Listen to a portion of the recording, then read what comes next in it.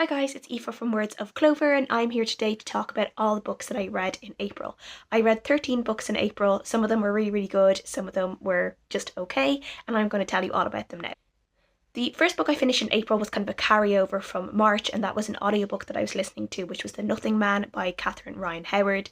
This is a really interesting thriller novel in which we are following a man who has picked up this book in the supermarket that he works at as security, and he picks up this book that is about someone called the Nothing Man, who is a serial killer that operated in the area over almost 20 years ago. And one of the serial killer's last victims is the person who has written the book, and this man was never caught and no one ever figured out who he was, but he just stopped, terrorizing people, he stopped killing people, and now his last victim is she's determined to try and figure out who he is, and during the course of this book that is what she's trying to do.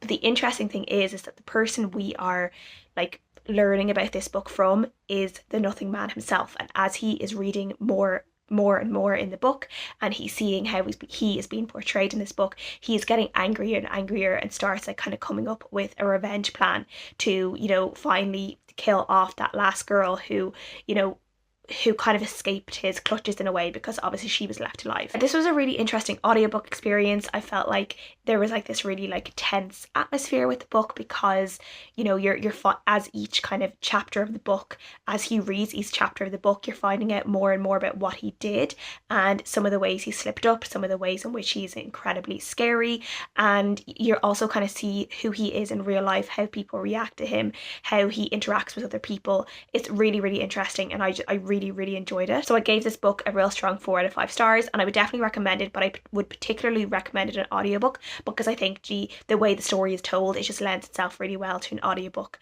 format, and with a dual narrator as well, you get a really good reading experience if you read it on an audiobook. Then the next book I finished was the 6th book in the Expanse series, called Babylon's Ashes. Obviously I can't go too much into this book because it is the 6th book in a series, the high stakes political science fiction series that I really enjoy reading. This is a reread for me as well, and I think I enjoyed this. I don't know if I enjoyed it maybe a little bit less than the first time I read it.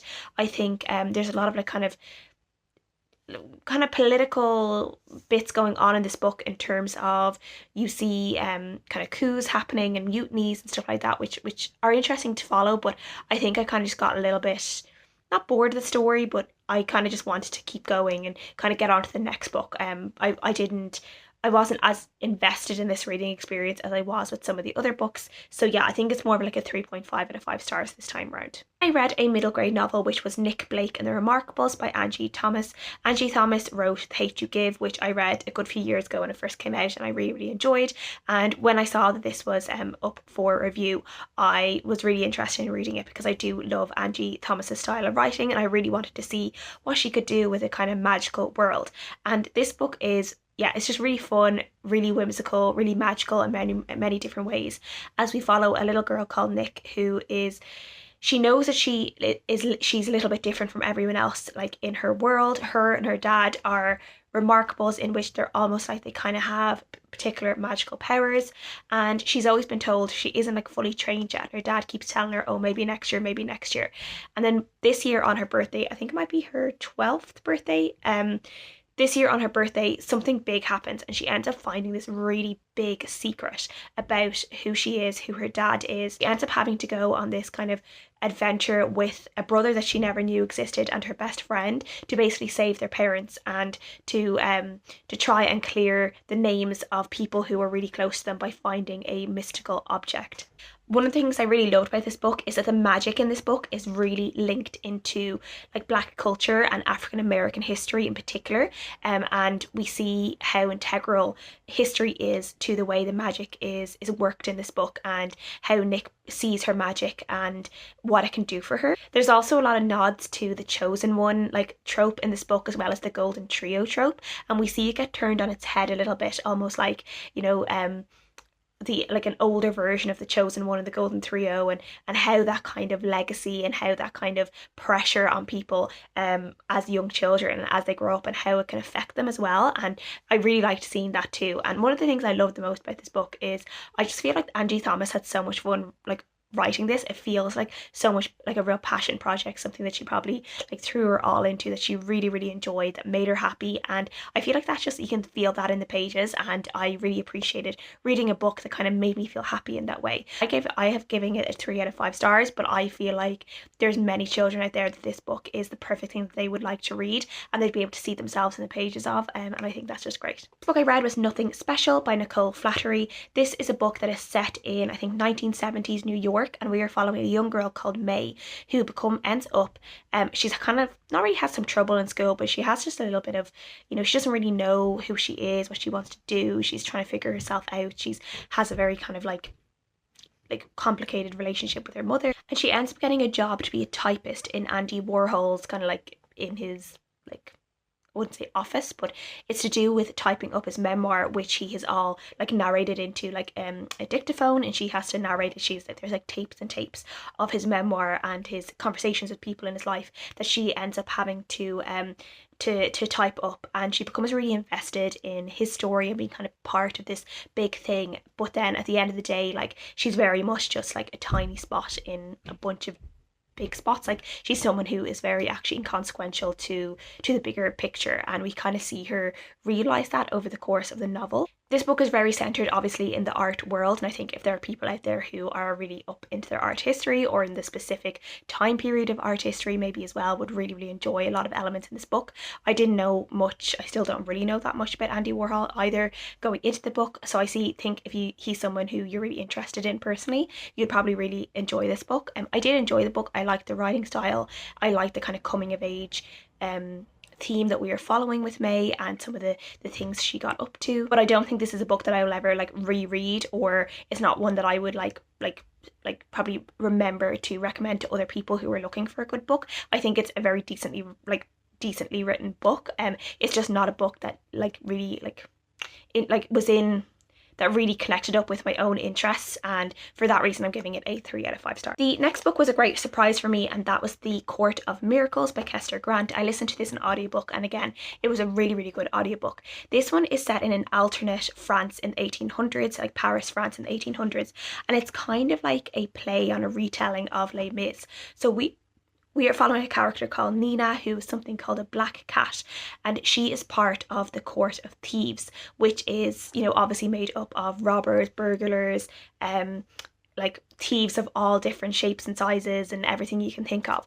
And the Court of Thieves sits within the Court of Miracles, which is like the bigger court for everything kind of dark and criminal, debauchery, everything. And they kind of have their own sense of like rules and regulations, and they're all controlled by the Court of Miracles.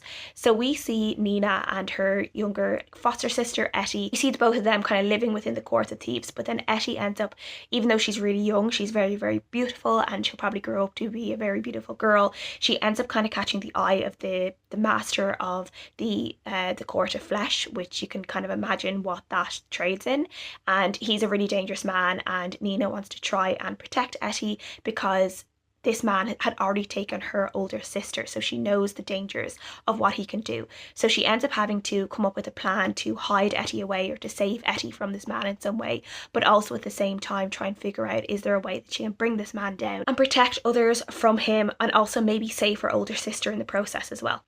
And through this, we end up getting glimpses of other people in Paris, not just like thieves and the Court of Miracle, people who are in the Court of Miracles. We see her end up becoming friends with kind of like the Prince of France, or the Dauphin of France, through kind of the things that she is doing to try and save Etty. She ends up kind of stumbling into this friendship and getting kind of like access to the palace in different ways as well. And then she also becomes friends with the students, and kind of becoming kind of a little bit part of the revolution that they are trying to organize as well. So we kind of see everything building up to a crescendo, and we see a lot of characters that we know from Les Mis kind of come in and out of the story in different ways, in really original ways. And I just really enjoyed this. I just thought it was really well written. I thought the audiobook was really good. I loved the kind of brief gentle, like romantic moments in this. Wasn't a lot of them, but there was like a couple of characters that were all kind of surrounding Nina that all could be like romantic interests. And yeah, it was just kind of fun reading, but I really enjoyed this one. I'd actually love to get a physical copy of this to reread to see if I would enjoy it as much on a reread and as a physical read rather than an audiobook. But it's definitely one that I would definitely recommend. It was a pleasant surprise for me, and I gave it a 5 out of 5 stars. The next book I read was Broken by Karin Slaughter. This is the 4th book, I think, in the Will Trent series, and in this one we are basically back actually in Grant County, which is from the same location as Karin Slaughter's previous series, which is like the prequel series to Will Trent. That is the Grant County series. So we're actually following a lot of characters who we already knew about in the Grant County series, but I would really strongly recommend people, if you have not read the Grant County series, you should read this first before reading the Will Trent series in particular, but definitely before the 3rd or 4th book you should be reading the Grant County series, because otherwise the 3rd and 4th book in the Will Trent series will definitely really spoil the ending of the Grant County series. But we are back in Grant County, and Sarah, who is one of the main characters in the Grant County series and also a character in Will Trent series, she is visiting her family, and she ends up being called in because there was a woman found dead in the lake. And they've arrested someone on suspicion of that. But when she goes to this person in the jail, because he needed medical attention, this person is dead. And she really feels like this person has kind of been set up, that he probably didn't really do it.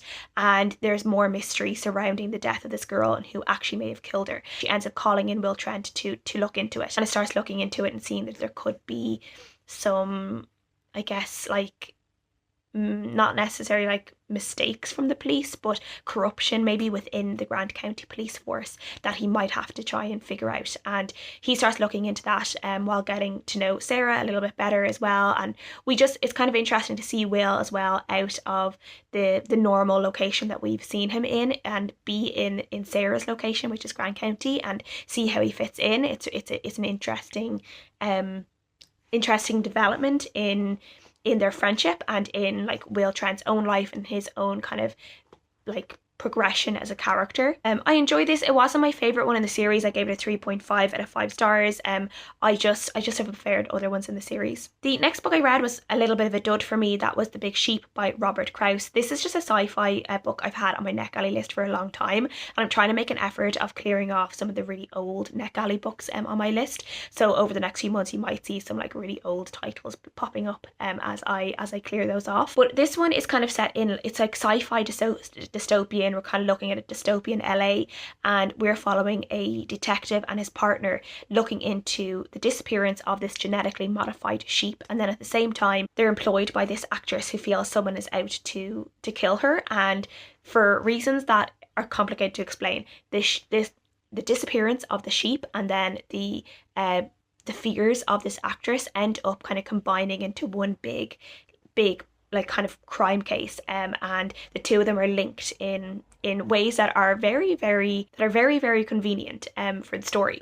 It wasn't very good. I just don't think the writing was very good. I wasn't really that interested. And then one of the things that really annoyed me in this book is when this actress comes in, there's like this really big like emphasis on how beautiful she is and how the main character can hardly like control himself in her presence because she's so beautiful.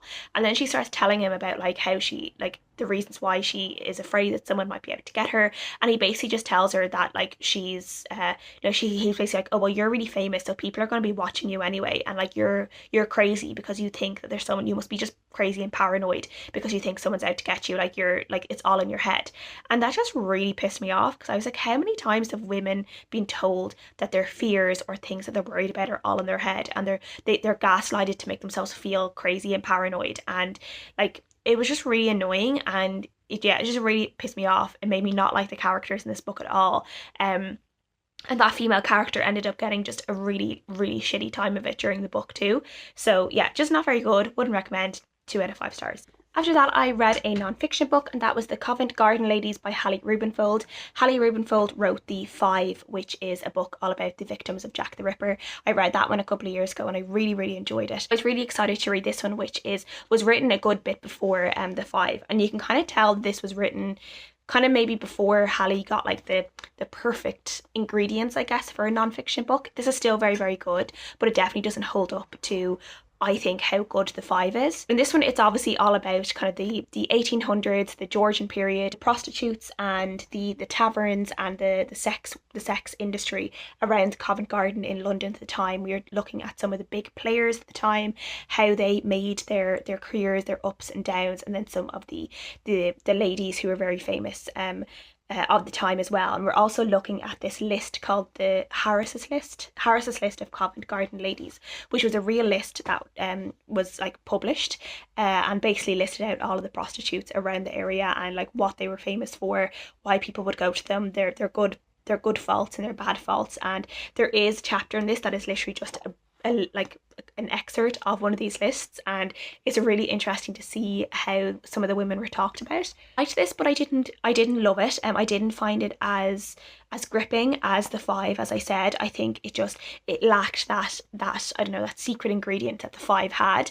Now it was probably unfair of me to be comparing it to the 5. It is the same author, but you know, they're very different subjects, and but I still enjoyed it, and I still liked learning about it a lot. So yeah, this was a 3.5 out of 5 stars for me, and I'm really glad I read it, and I'm really looking forward to any more non-fiction that Hallie Rubenfold brings out. I do think she does have a few fiction novels that I do want to check out as well, historical fiction novels, which I think could be really, really interesting. But I'm really looking forward to seeing whatever she decides upon for her next non-fiction book, because that would definitely be like an auto-buy read for me. After that, I wrote Crow Lake by Mary Lawson. This is a book that I put on my list after it was on Mercedes over at Mercy's Bookish Musings. It was on her kind of like top list of 2022, and the book really intrigued me. And this is a very quiet novel. We're looking at a young woman who is looking back. She is a professor, and she's looking back at her early life when she was a very young child. She has 2 brothers who are a good bit older than her, and then she's a sister who's younger than her. And then when she was only, I think, about 7 years old, both of her parents were killed in this really tragic accident. And we find out how this obviously shaped the rest of her and her siblings' lives, and how they all fought to stay together. And the older brothers, had to really fight to keep their younger sisters with them, and to try and like bring them up, and to give them a safe home, and to have money to keep them. And we also know there's like some big secret about, and she has like these particular feelings towards her second oldest brother, and who is the one that she is closest to, and she has these really complicated feelings over where she is in life now versus where he is. And we see that this has affected kind of her relationship with her boyfriend, and why she hasn't brought her boyfriend home to meet her family. And we kind of keep seeing what happened after her parents died through flashbacks, and building up to the point of no return for her brothers. And we kind of it's kind of like building up to what we feel like might be something really, really tense. This one was one that I think I just expected more from it a little bit. It's a very kind of quiet, introspective novel. There's a lot of really like nice nature writing in it as well. So if you like nature writing, particularly around lakes and things like that, I would really recommend it. I think it was an easy read. It was an enjoyable read, even though some of the topics were a little bit sad, and you know, you're looking at loss and grief and loss of, I guess, opportunity in many different ways as well, and the ways that people can fall behind in life through sometimes no fault of their own. We're seeing all of that like covered in this book, I think. And as I said, yeah, it's a very quiet novel, but I felt a little bit disappointed when we kind of like got to the point where we figured out what had happened with her brother, and I was just kind of like, that's it, like that's what she has been holding on to for so long. It kind of felt a little bit anticlimactic in a way. So yeah, it was okay. 3.5 to 4 stars for me. I think I just expected it to be a 5-star, and it wasn't. But I do think the writing was lovely in it. I like the reading experience itself was nice. It just didn't wow me. Read People Person by Candice Carty-Williams. This is another great book from Candice. She wrote Queenie, which I read I think last year, the year before, which I really, really enjoyed, and is one of those like booktube favorite books as well. And in this one, we are following a group of siblings who all share the same father, and they never really got like had much to do with each other, except this one time when their father basically collected them all one after the other and bought them ice cream, and then, you know, basically never really had anything else to do with them except kind of dropping in and out of their lives individually for like now and again, but basically like very much an absent disappointment of a father. And we are following the POV of the kind of like one of the middle sisters whose name is Dimple, and something kind of really like traumatic happens to her and she doesn't know who to call, and she ends up calling her siblings and they all come to her aid. And because of this moment that she kind of calls them and kind of implicates them in something much bigger than themselves, they all end up kind of forming proper relationships and kind of getting to know each other a little bit more, and they all end up in each other's lives a lot more solidly. And yeah, even though there's kind of like, it's almost funny in some ways, like the problem at the center of the novel, but the big thing I really enjoyed about the novel is just all the relationships between the siblings. And because there's so many of them, they all have kind of different dynamics and they're all very, very different people at the same time.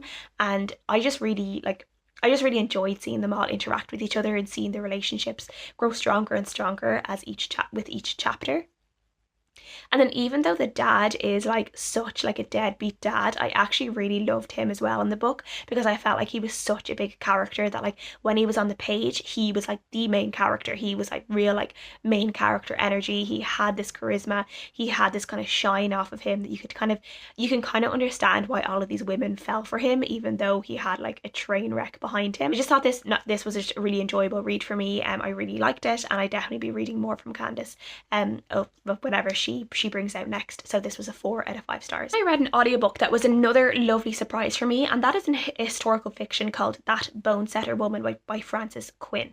And this is set in the 1800s. We're following a character called Endurance Proudfoot, or Jury as she is known in the book, and we learn that when she is kind of like one of these characters who is very broad and very tall, not necessarily pretty in terms of what people think women should look like, like especially at that time, women should be dainty and delicate and pale and not everything but what Jury is. Basically, she ends up realizing that one of her big passions in life is bone setting, which is what her father does, and it's normally passed on from father to son over the generations. But she really, really wants to learn the trade, and she tries to convince her father to let her train and to be his apprentice alongside her brother.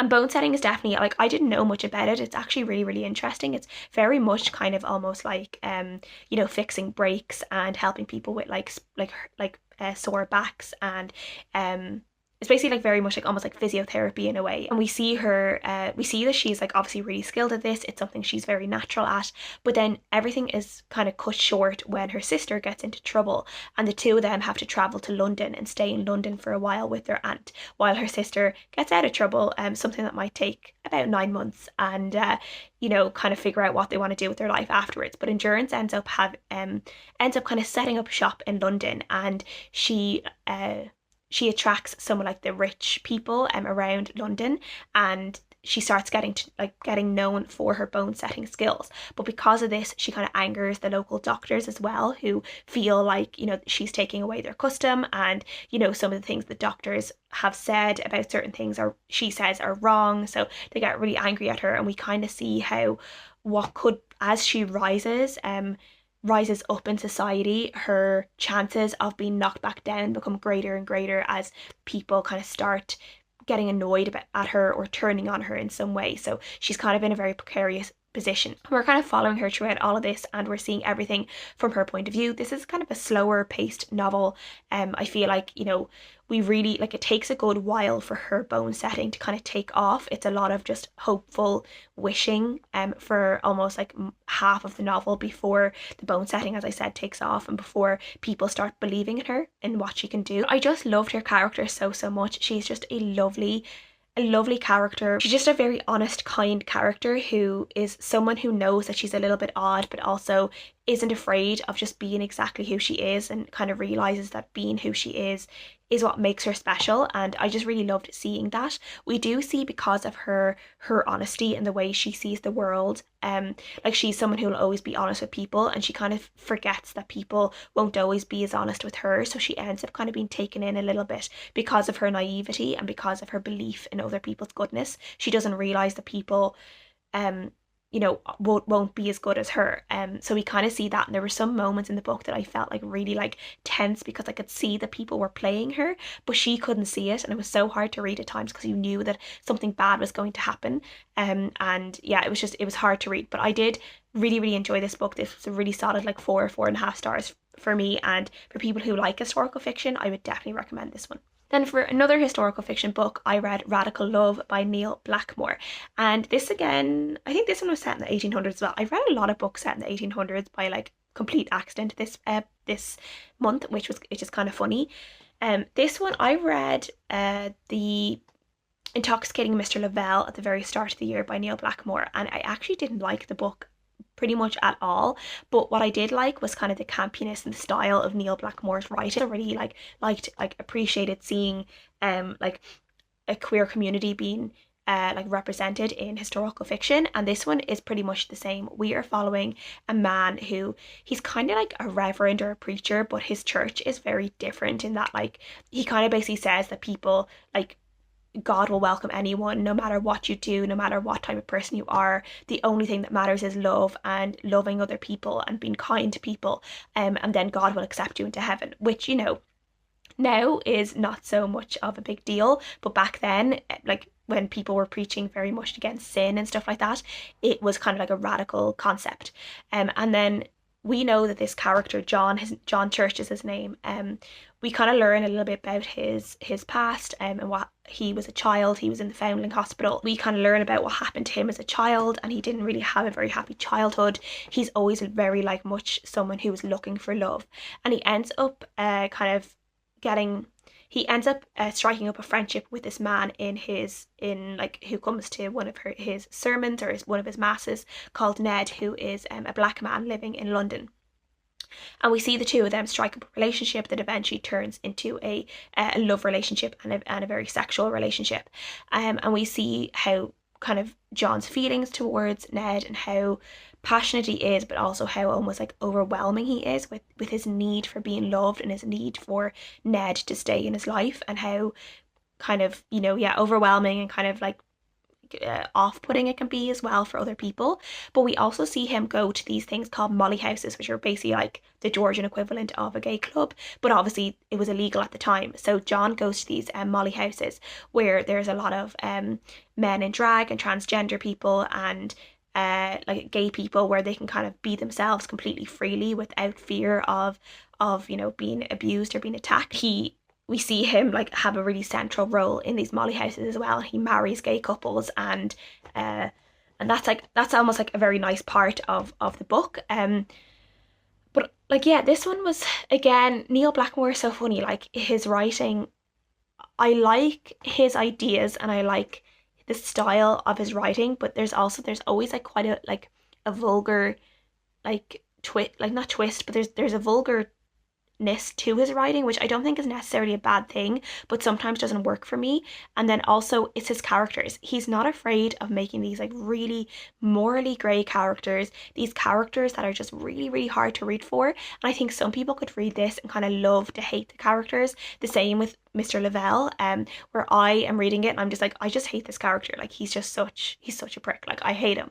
I can't even love to hate him. I just hate him. So I kind of felt like this the same way as I did with the previous book. So I gave this one a 3 out of 5 stars, though I would give 5 out of 5 stars for the cover, which I think is just absolutely beautiful. And then the last book I finished in April was Dreaming of Antigone by Robin Bridges. This is again another one of those backlist neck alley books I wanted to get rid of. We're following a character called Andrea, who is grieving her sister Iris, who died I think just like maybe a year or 6 months previously. Andrea also has epilepsy, so she's kind of dealing with this chronic illness, and the fear of what a fit could do to her at any point in time. This guy ends up coming back to town, who was connected to her sister and connected to her sister's death, and she ends up kind of getting closer to him. Even though she's supposed to hate him, she ends up kind of getting closer to him and getting to know him a little bit better, and you can kind of figure out like what starts going on.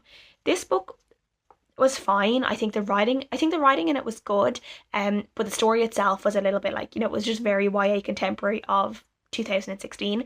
I don't think it, not necessarily that it stands up to time, but it was just fine. I do think there were some, like, I don't really know the story of Antigone too well. I think there were maybe some elements that were similar, but other than that, yeah, like I don't know how much Antigone did play into the modern storyline. If it was like some sort of weird modern retelling of Antigone, I don't know. I don't think so, but I'm not sure. There was a storyline thrown into this in the middle that really kind of shocked me and threw me off, and that's like a child molestation storyline and like child abuse from a young age, like of a sexual nature, that was thrown into this book that just like really threw me. I was like, I was not expecting this. Now the sister died of a drug overdose, and you learn that she was doing like heroin or something. Just, it felt very extreme. Like obviously like it happens, but it just felt very extreme for this kind of book that I was like, whoa, okay, I don't know how to feel about this. So yeah, like I gave it a 3 out of 5 stars. Like it's fine. I do think there are spin-off books following her friends, which like I wouldn't be opposed to reading, but I probably wouldn't like seek them out either. But yeah, I'm just kind of glad to get this one checked off the list, off NetGalley, to be honest. So yeah. So those were all 13 books I read in April. There was a lot there. I hope you had like a cup of tea or something while you listened to me ramble on about them. Please let me know what you guys read in April. Have you read any of these books? Were there any great books you read in April that you'd recommend to me? I would love to know. Thank you guys so much for watching as always, and I'll see you guys again next time. Bye.